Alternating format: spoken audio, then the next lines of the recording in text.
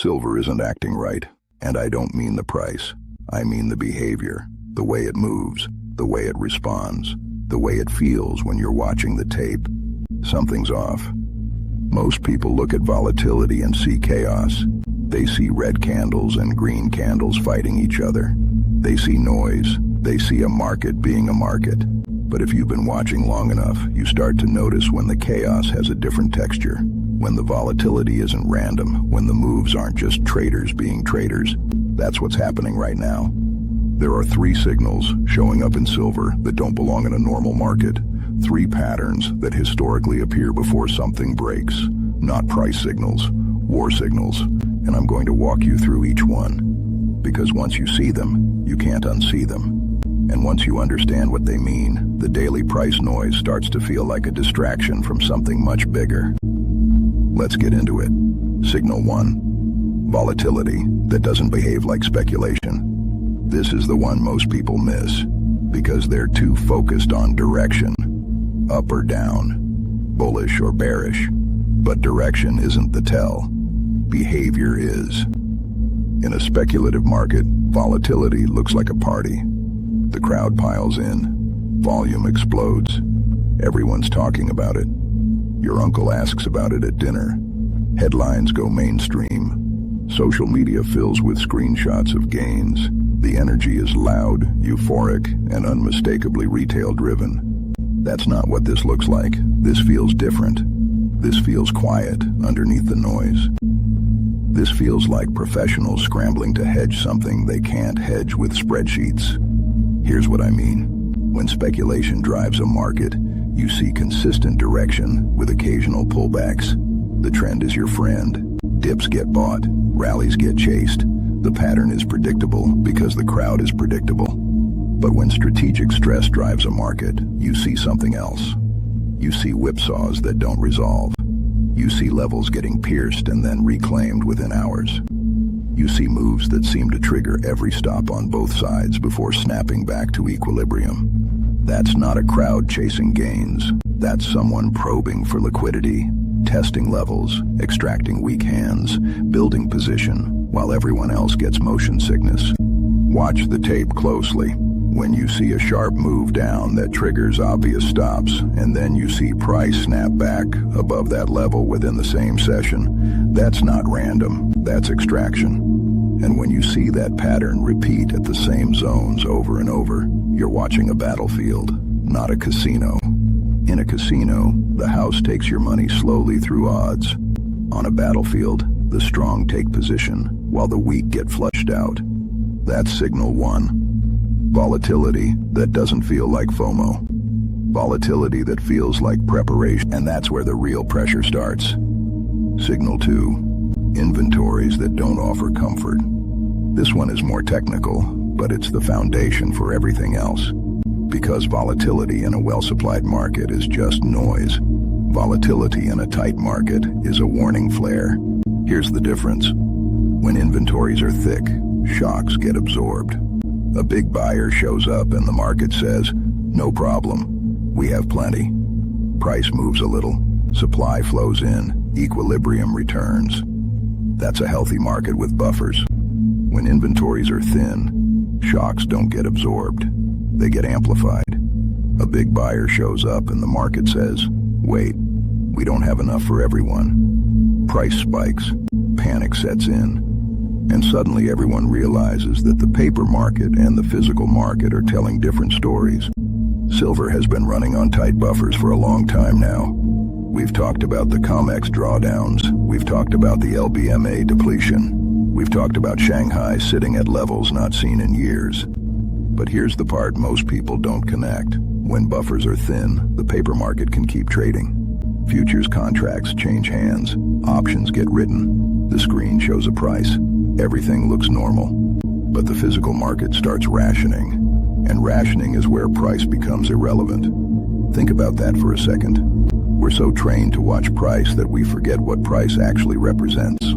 Price is supposed to balance supply and demand. When supply is abundant, price drops to stimulate demand. When demand is strong, price rises to stimulate supply. But what happens when supply can't respond?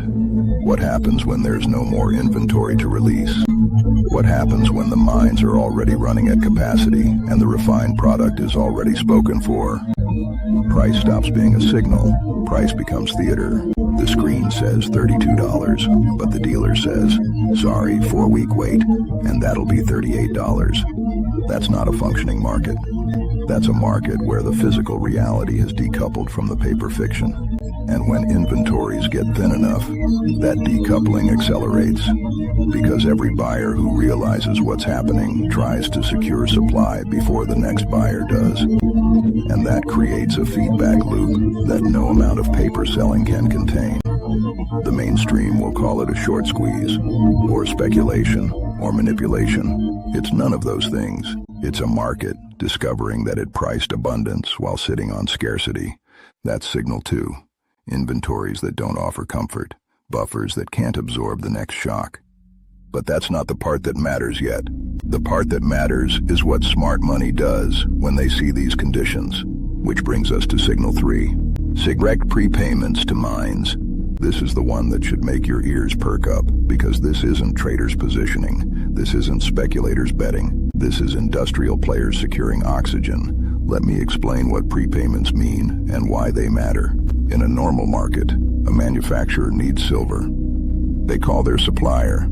They place an order. They pay on delivery or net 30 or whatever terms they've negotiated. The supply chain works. Everyone's happy. But in a stressed market, that process breaks down. The manufacturer calls their supplier.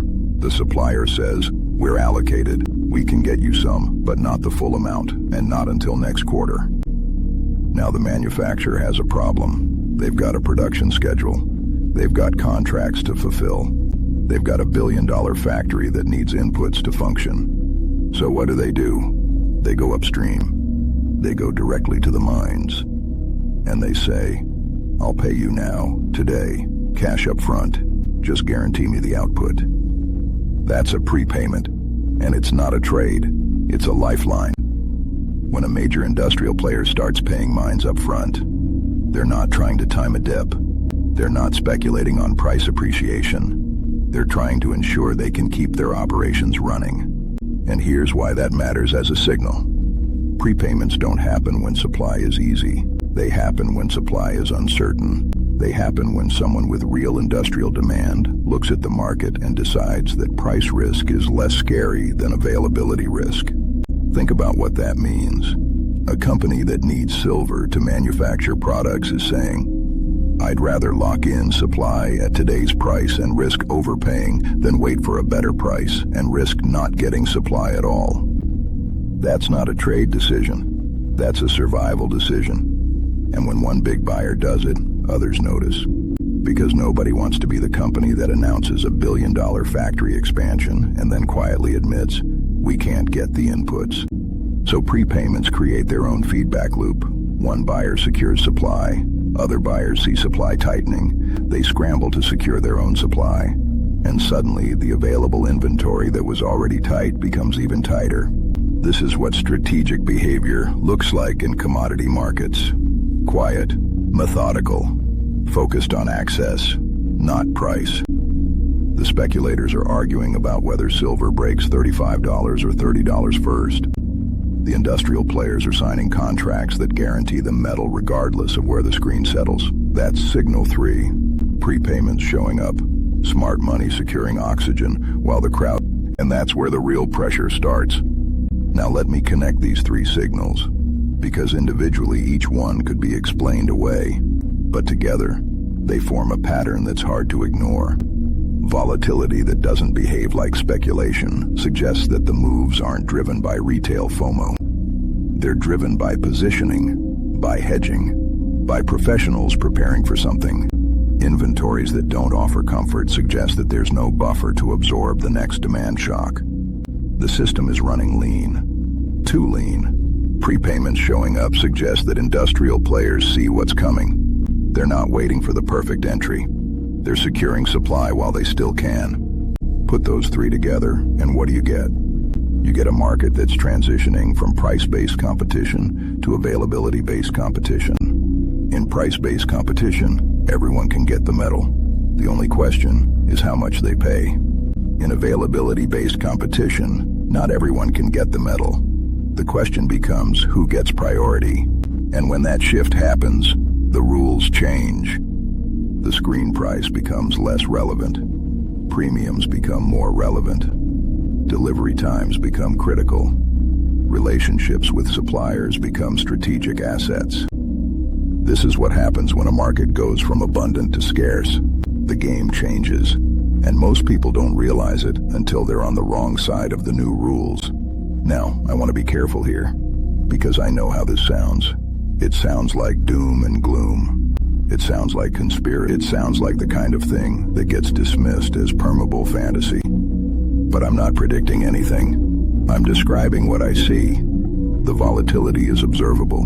Go look at the tape. Count the whipsaws. Notice how levels get pierced and reclaimed.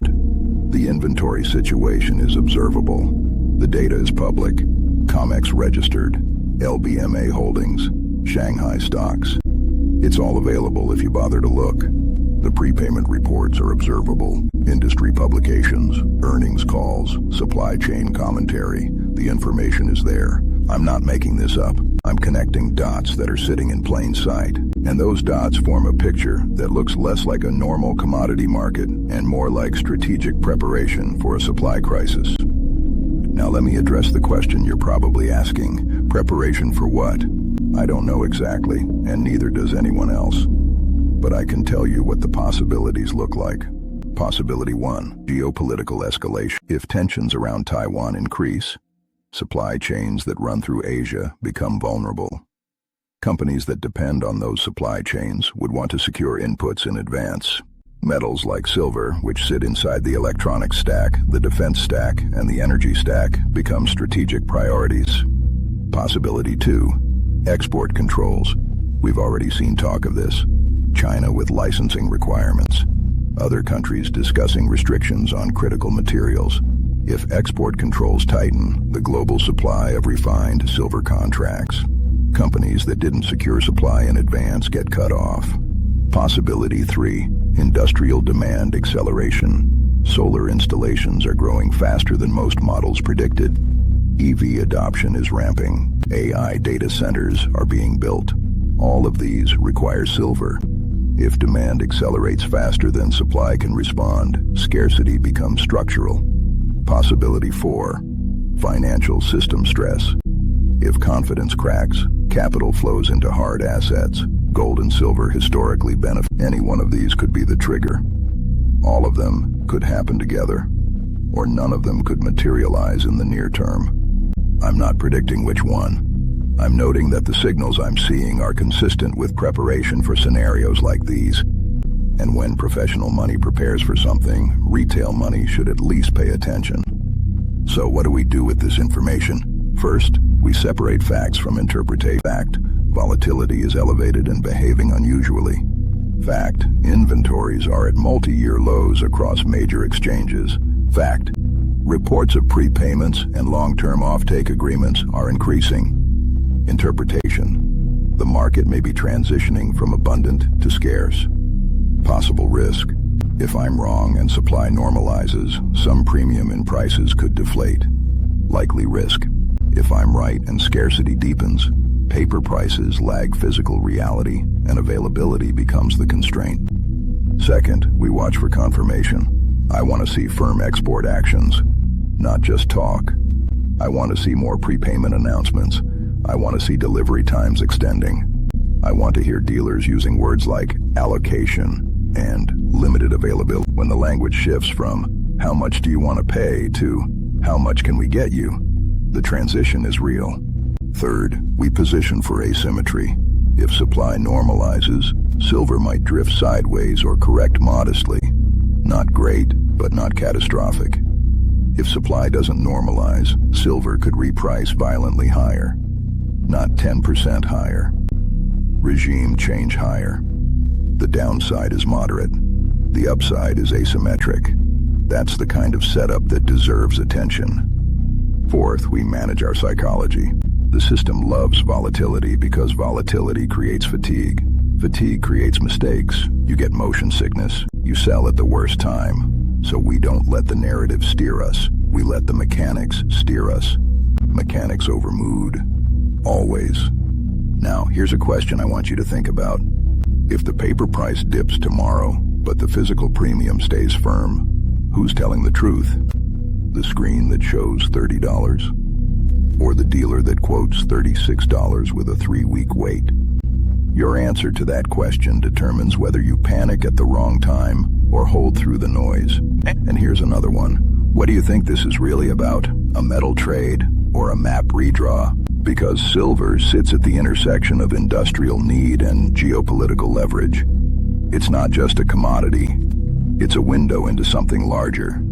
Drop your thoughts in the comments. I want to know how you're reading this. Let me close with this. 3 signals, all showing up at the same time. Volatility that doesn't feel like speculation. Inventories that don't offer comfort. Prepayments that suggest smart money is securing supply. Individually, each one could be noise. Together, they form a pattern. And the pattern suggests that the game is changing. From price competition to availability competition. From how cheap can we get it to can we get it at all?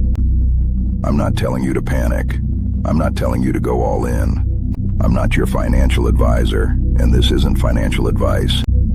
I'm telling you to pay attention, to watch the signals, to understand what they might mean. Because the next phase won't announce itself politely. It'll show up as a minor headline, and then it'll hit the tape like a hammer. The crowd will be surprised. They always are. The people watching the signals won't be. Which group do you want to be in? Subscribe if you want these updates when the signals shift. We're watching this daily, and when something changes, you'll know. Until then, keep your eyes on the mechanics, not the noise. The war signals are flashing. Now we find out who was paying attention.